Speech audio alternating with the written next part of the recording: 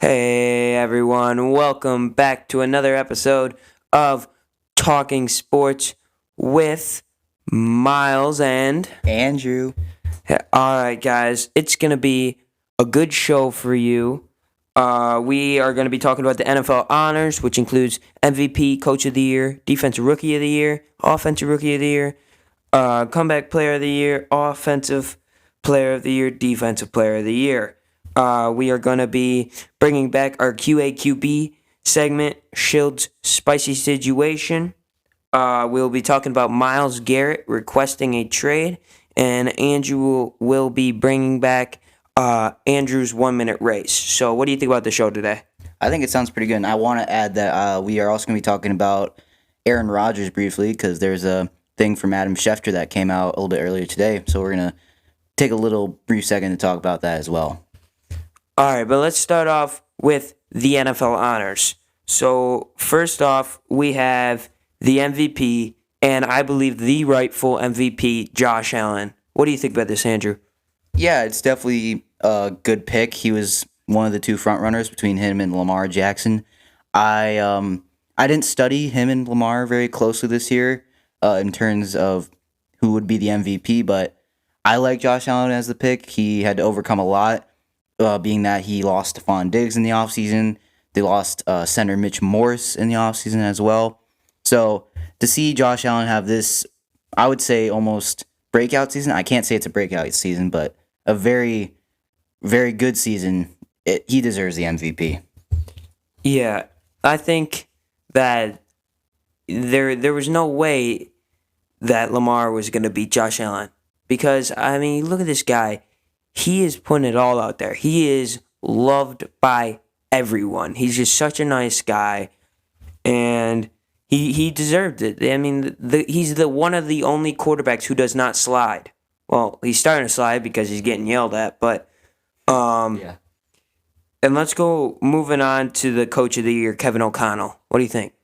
Yeah, I think it's a great pick again. The Vikings had to overcome a lot, and it was headed by Kevin O'Connell. He helped Sam Darnold reach, I would say, a breakout season for him. He helped, I would say, Jordan Addison get molded into a number 2 receiver, and I would say Justin Jefferson was very solid with the help of Brian Flores at defensive coordinator.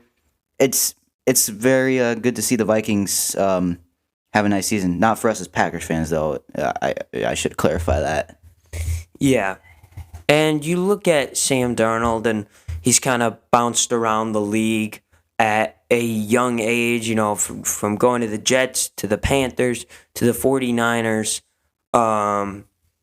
That's pretty impressive that he had the season he had with Kevin O'Connell as his head coach. And, maybe you can say that it's because of the weapons that he was surrounded with: Justin Jefferson, Aaron Jones, Jordan Addison, DJ Hawkinson. But you have to respect how well Sam Darnold got coached by Kevin O'Connell. Moving on to the Defensive Rookie of the Year, Jared Verse. Yeah, I like the pick again. Seems like a no-brainer pick because he was the best rookie. He had to step in a very tough role to replace Aaron Donald over in LA, and he did very, very well. Again, I didn't look at the stats very much, admittedly, but from what I saw when he was playing the Packers, I think it was in week 4 or week 5. It was early in the season, but he played very good, getting constant pressure on Jordan Love, and even in that playoff game against the Vikings, he got constant pressure on Sam Darnold. I like the pick for Jared Verse being Defensive Rookie of the Year. Yeah, I completely agree. And obviously, Aaron Donald has some big shoes to fill. You mean Jared Verse? Aaron Donald had shoes that are big, and now they need to be filled by Jared Verse. That's what I meant. And I think Jared Verse is going to be a future of the league on defense. He's going to be the future of the Rams defense. It's going to be very exciting to see. So, moving on to the Offensive Rookie of the Year, which is Jaden Daniels. Yeah, again, kind of a no-brainer pick. Jane Daniels helped get the Commanders to the playoffs, to the NFC Championship game, and I like what I saw from Jane Daniels. He's going to be one of the most electric quarterbacks. He's going to be a face of the league going forward. He looks like, when I see him play, he kind of looks like a Lamar Jackson, and I like the way he throws. I like the way he runs. It just looks good, and no-brainer pick for Jane Daniels being Offensive Rookie of the Year. Yeah, and you saw what he did. I mean, he was beating some very good teams. We all remember that crazy Hail Mary play against the Bears. I mean, that was I fell in love with Jane Daniels at that moment. When your top play is against the Bears, you're going to be a Packers favorite. But yeah, he looked electric, and with a new head coach, even though he's a rookie, but the whole team had a new head coach. And having Terry McLaurin as a great receiver, and I think they're going to add more guys. Zach Ertz is retiring, so I think they are going to add. Is he retiring? I thought he said he was going to come back, actually. Okay. I thought he said he was coming back. Off topic, but Hey, look, I'm just trying to get the facts straight here, man. I'm just trying to get the facts straight. Back to where we were. I think that if they bring in a top receiver to be along with Terry McLaurin, that this could be a Super Bowl caliber team if they're not that already. Yeah, I totally agree. And moving on here, we have the comeback player of the year. We have Joe Burrow. And I'm a little confused by it, admittedly, but I think it makes sense. Joe Burrow had a down year last season, getting hurt a lot, and didn't play up to potential, but this season he put the Bengals on his back and nearly got them into the playoffs. And I think next year they will be a playoff threat. So what do you think, Myles? I think that Joe Burrow deserved an award. I don't think anyone really cared what award it was. I think he deserved it. And can you go back to that? You said you believe they're going to be a playoff caliber team, even though there is a very good possibility that they could lose T. Higgins and have some sort of defensive move. What do you think of? I like a lot of the players on the Bengals team. I just mentioned Joe Burrow. They have Jamar Chase still. Chase Brown has emerged as a very good running back. They do have a little bit of a hole at tight end, but I think that they can fill that hole very easily. And on the defense, they have some solid guys. I unfortunately cannot name somebody off the top of my head, but we're going to move on with that. I like the Bengals, and we saw what they did this year with a very competitive AFC North, and I think they were it was kind of like the NFC North, to be honest. It's like so many good teams, so many playoff caliber teams. One team is probably going to get beaten out for a wild card spot, and we just saw that with the Bengals this year. Yeah, and Andrew, I think you forgot Trey Hendrickson. Like, he had a phenomenal year. He led the league in sacks. I missed that. Yeah. He actually, there's been rumors that he may get traded. Yeah, I've seen that too. Along with T Higgins would also be leaving. So definitely an interesting take that you think they could be a playoff team. Moving on to the Offensive Player of the Year, Saquon Barkley.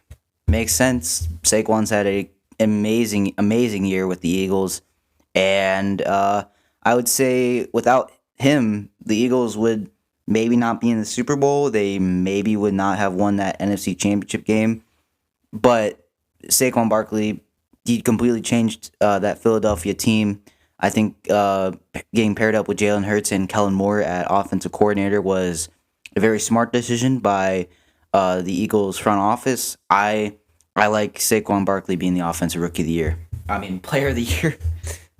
Yeah, I think to add on to your point, I don't think the Eagles would have even gotten close to the Super Bowl if they wouldn't have gotten Saquon Barkley. Yeah. It'll be interesting next year to see them without Kellen Moore now that he's the Saints head coach. That just broke today. Yeah, today or yesterday. Late last night. But moving on to our last big award, the Defensive Player of the Year was Pat Surtain II. Yeah, Pat Surtain had a crazy season. I think he had 5. He had a lot of interceptions. I don't know off the top of my head. I have to do more homework. But Pat Surtain had a great season for the Denver Broncos. He was the leader of that defense, losing Justin Simmons after they released him. Pat Surtain stepped up and motivated that defense. He led the defense, and now I can see why the Broncos made it to the playoffs and did very well. Well, I did do my homework. Pat Surtain had 34 solo tackles, 1 forced fumble, 4 interceptions, and 11 pass deflections on the 2024 regular season. Let's move on and talk about Myles Garrett, who has requested a trade from the team that drafted him, the Cleveland Browns. Yeah, big blow for the Cleveland Browns if they trade him. And we have a few spots that he could probably end up. I have 4 spots to be specific. The Packers, the Buffalo Bills, the Minnesota Vikings, I feel like could be a strong suitor for Myles Garrett, and the Arizona Cardinals. I had the Green Bay Packers, the Buffalo Bills, and the Washington Commanders. Can you tell me a little bit more about those last 2 teams you had? I like the Vikings because Brian Flores has asserted a new defensive culture there, and I feel like we've seen the Vikings be aggressive at times. Especially we saw them go up and get J.J. McCarthy. They trade back up to get Dallas Turner in the first round last year. And Myles Garrett, I think, would work very well with Brian Flores. And I think it would bring that defense to new heights, which is scary to think about as a Packers fan. As for the Cardinals, we've seen the Cardinals get elite pass rushers before. I look at J.J. Watt a couple years ago. Yes, it was at the end of his career, but even still, we've seen the Cardinals go get some big guys in the past, and Budda Baker is still there. And I think the Cardinals could be a sneaky wild card pick. They were almost this year, but I think that the Cardinals, if they get Myles Garrett, they could really be in contention to be a dark horse wild card. Yeah, and for those of you who are wondering, what are the Browns going to get from the Vikings? Well, their future. J.J. McCarthy could be part of that Myles Garrett trade. That could be a blockbuster trade. I'm just going to go on the Commanders right now because there were a lot of players saying that they wanted to be traded to the Commanders at the trade deadline due to the culture that Dan Quinn has brought to the Commanders and just the fact that that defense is just exciting to watch. I mean, Bobby Wagner has had a really good year, and I would love to see a really talented defensive player like Myles Garrett go to the Commanders and work well with Dan Quinn and that whole Commanders team. I want to mention one more thing. This is not related to Myles Garrett, but Aaron Rodgers earlier today it was announced that it's likely that he will not return to the New York Jets in 2025 per Adam Schefter. What do you think of this, Myles? I think that it's hard because there are a lot of veteran quarterbacks who are going to be on the market. Russell Wilson, Jacoby Brissett. We could see Kirk Cousins. And I think that the Jets are going to have to bring in, unless they're confident Tyrod Taylor can mold a young quarterback, I thought they would maybe keep him and have him develop a young guy like Jalen Milroe, Quinn Ewers, Jackson Dart, who we'll talk about later. But I guess apparently that's not going to be the case. So where do you think he will go if he does not retire? I could see him being targets for the Cleveland Browns. Like, maybe. I could see him maybe being in contention for the Vikings. I think he might want to go there just to continue following in Brett Favre's footsteps. Maybe the Raiders. I just really don't think a lot of teams are going to be interested in a 42-year-old quarterback who did not have his best season. He's past his MVP days. And unless they really want to bring in Aaron Rodgers and they really think he can win them a Super Bowl or get him out of the mud, I just don't see Aaron Rodgers being a National Football player anymore. That's where me and you aren't seeing eye to eye. I think you said that a team would bring in Aaron Rodgers for Super Bowl contention. I see a team bringing in Aaron Rodgers to shape a young quarterback. I think, maybe not the Raiders just due to the fact that Aiden O'Connell's there, Gardner Minshew's there if he gets cut. We were talking about that before the show.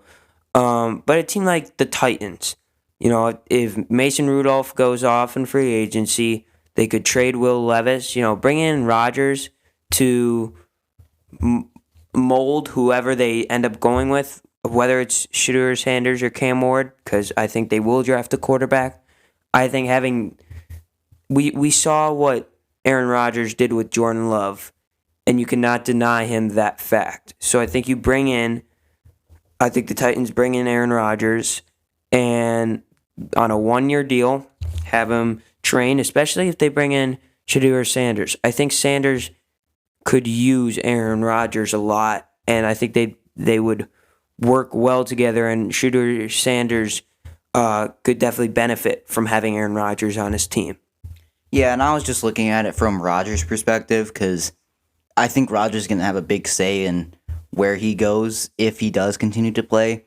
So that's what I was just thinking about with him. I want to give one more quick shout out to the Hall of Fame inductees in the NFL this season. Jared Allen, Sterling Sharp, Eric Allen, and Antonio Gates all got inducted into the NFL Hall of Fame. So congratulations to those fine players. Congratulations to those guys. Yeah, all Packers fans know Sterling Sharp, and his wide receiver days with the Packers were a little bit short, but they were wonderful to say the least. So just congratulations to him. And we cannot forget Jared Allen's iconic player introductions on primetime games because those were legendary to say the least. Yeah. I think my favorite is when he went, Jared Allen, homeschool. Thanks, Mom. Yeah. My favorite was when he said Jared Allen, Joshua Graham's preschool. Yeah. So, obviously a character there. I saw him on the Manning cast a few weeks ago. But let's kind of preview the Super Bowl a little bit because we're not going to talk about it a lot. But who are you looking? Who's going to win the Super Bowl? The Chiefs are the favorite. I shouldn't say heavy favorite. They are the favorite to win right now, and I think the bettors are right. The Chiefs have a culture of winning, and I don't see that stopping. But that's not to say the Eagles won't put up a good fight. Saquon Barkley is going to be hopefully running all over them. Jalen Hurts hopefully is going to be very solid, and the defense. I'm really looking for the defense of the Eagles to step up amid all the injuries. They lost James Bradbury, Nakobe Dean. Those guys need to step up on defense. So we'll see how the Eagles do against the Chiefs, but I do have the three-peat happening this season. Yeah, and as much as I would love to see history be made, I think that nobody can deny the Eagles. And I'm not even going to say the Eagles. I'm going to say Saquon Barkley. Because if the Chiefs can stop Saquon Barkley, if they're not a dynasty already, they are a dynasty. They are one of the best teams to play in the NFL. If you can stop Saquon Barkley when literally no other team could, then you deserve to win the Super Bowl. Because I expect Saquon Barkley to get over 100 yards and a touchdown. So if Mahomes can have a little bit of Mahomes magic and they can stop Saquon, then the Chiefs have it locked up. I was actually kind of surprised that everyone was favoring the Chiefs so much when you look at the stats that Saquon Barkley's been putting up. Jalen Hurts is good, and Devontae Smith and A.J. Brown are obviously good, but Saquon's been a whole nother level. So I think it's definitely going to be who shows up, who really wants this. And I think out of everyone in the entire who's going to be playing in the Super Bowl game in a few hours, Saquon wants it the most. I mean, he was on the Giants. Like, you want a Super Bowl at that point.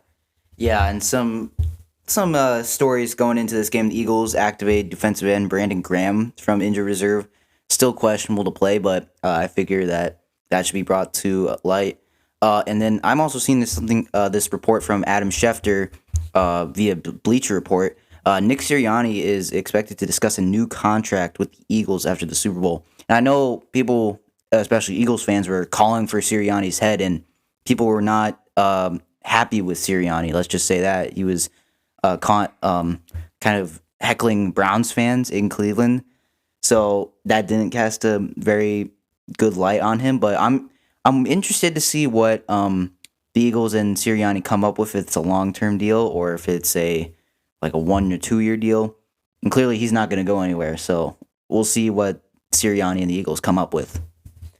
Yeah, and I think that this game will be more interesting than people thought, because I know, especially my first reaction to when I saw the NFC and AFC championship games were, not again, right? Yeah. Like, this is not going to be good. You know, everyone wanted the Bills Commanders to happen. Like, that is just, everyone loves Josh Allen, right? And everyone loves the underdog story that is the Commanders. But I think this will be a better game. I think it actually will be a very high-scoring game. I also think there's a good chance this could go into overtime. And obviously, the Chiefs are kind of the kings of overtime. So don't screw it up, Eagles, again. It'll be interesting. Moving on to the QAQB. Here is the question about quarterbacks. Are quarterbacks overvalued? My answer, yes. What about you, Andrew?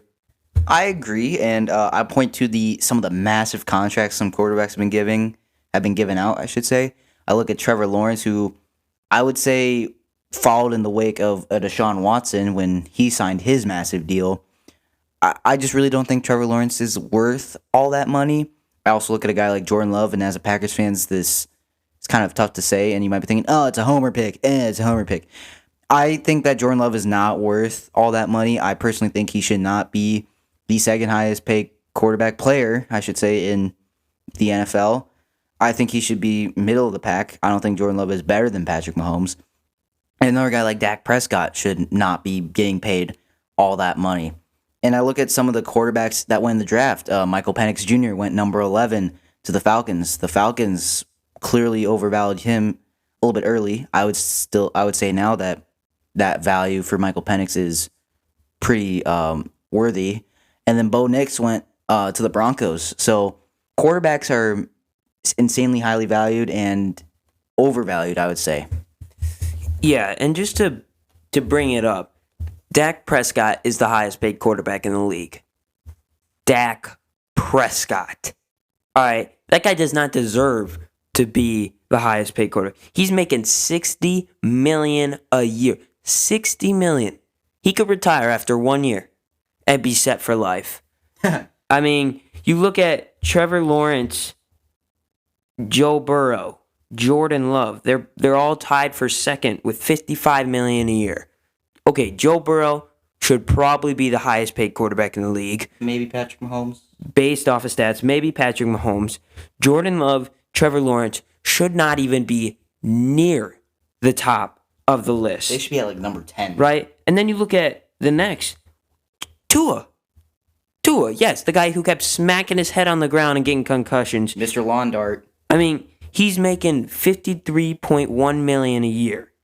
All right? You just kind of scroll down. And at 8 is Lamar Jackson. Lamar Jackson. What? How many MVPs has he won? 2. 2 MVPs. He's making only $52 million. And I say only because he's making $8 million less a year than Dak Prescott. Dak Prescott is not ever going to win an MVP, right? You keep scrolling down. We don't even want to talk about Deshaun Watson's guaranteed, all that. Mahomes is only making $45 million, and he's won the MVP, right? He's won Super Bowls. You keep kind of scrolling down, and Kirk Cousins was on there. Yeah, Josh Allen's only making $43 million. Again, $43 million is a lot of money. $43 million a year. a year. So he's making a lot. Mhm. And he just won the MVP. But quarterbacks are so overvalued. And I think, you can make the argue that a lot of athletes, besides the WNBA, are getting paid way too much. And I think that you look at it and, they put in all this time of grueling work, but there are people who do that who aren't even making $1 million a year.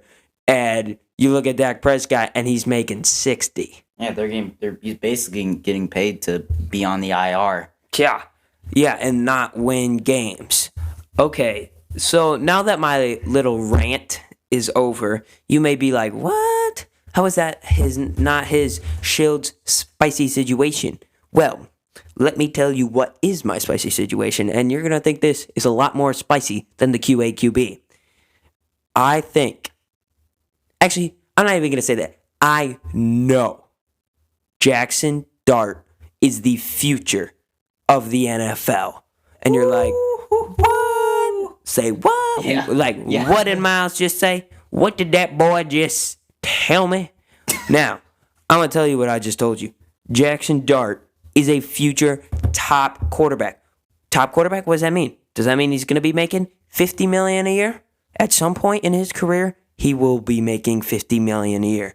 Does that mean he's going to win an MVP? I don't know. Maybe. Heck, Yes. look at Trevor Lawrence. He's making that money, and he hasn't won an MVP. Right. Look at that. I think it's all going to depend on what team he goes to, and I think that is another reason why I think he's the future. Because Jackson Dart, I don't see him going first round. He may not even go second round. Maybe not. But if he goes after the first round, he's going to go to a decent team. Right? He may not be going to a team that's going to just drop him in there like whoever the Titans get. As of now, that quarterback's just dropped in there. He's going to be doing the same that Will Levis is. So I think Jackson Dart is looking good. You look at him, he had a 4,279 yard year. He tossed 29 touchdowns. He only threw 6 interceptions. His quarterback rating was 86.3, which was 4th in college football. And you just look at this guy. He is dripped out. As Andrew said, the aura coming off of him is crazy. You just look at the guy. You look at his hair. It's better than Trevor Lawrence's. He looks the part. He plays the part to be a future star quarterback. Andrew? Yeah, that's spicy. With saying that, would you say his value is low and teams are undervaluing him, or is his value really high for a second round pick? What is that? I'd say he's getting undervalued. I don't think everyone's thinking the way I did. The way he played at the Senior Bowl, he played really good. What he's done with Ole Miss has been really good, and I think you cannot deny him that fact. I think he'll be a underrated. We could see him go like Jalen Hurts did in that second round and, end up being a Super Bowl quarterback. So I think that if Jackson Dart is listening right now, I believe in you. I believe in you. All right, let's move on to our final segment, Andrew's 1 minute race. Oh, yeah, let's go. All right, so... Well, you know what I have to say? This is going to be our new catchphrase for this segment. Start your engines. All right, let's go. All right. 3, 2, 1, go. All right, so this week is the first regular season race of the NASCAR season. We have Daytona 500 week. The race week starts on Wednesday at 7:05 with the Cup practice. Then on Wednesday night, Cup qualifying at 7:15. And on Thursday, Truck practice, followed by the Cup Series duels at 6 o'clock. On Friday, the Truck Series qualifying, Xfinity practice, and Truck Series race. On Saturday, the Xfinity qualifying, Cup practice, then the ARCA race, and then the Xfinity race. And finally, on Sunday, the 67th annual running of the Daytona 500 on Fox and streaming on Tubi, I think. Don't quote me on that. Who do I think is going to win the race? It's a tough call, but you have so many great drivers that have never won a Daytona 500. 10 seconds. And it's a wild card, but I think that Joey Logano, the driver of the 22 car, will win the Daytona 500. That's my take. Wow. With almost less than 2 seconds left, Andrew completes the race. Well, that's all the time we have for today, folks. I'm Myles Schild. I'm Andrew Volkman. Thanks for watching. Listening. Hey, before we leave, please leave your comments if you want us to talk about something. If you have a favorite player you want us to talk about, we'll get back to you. We'll talk about it on the show. And when you're watching the episodes, Listening the episodes, make sure to scroll down and see if there's a poll going out there. All right, see you, everyone. Thanks for listening. Chiefs, stop. Please stop the Chiefs.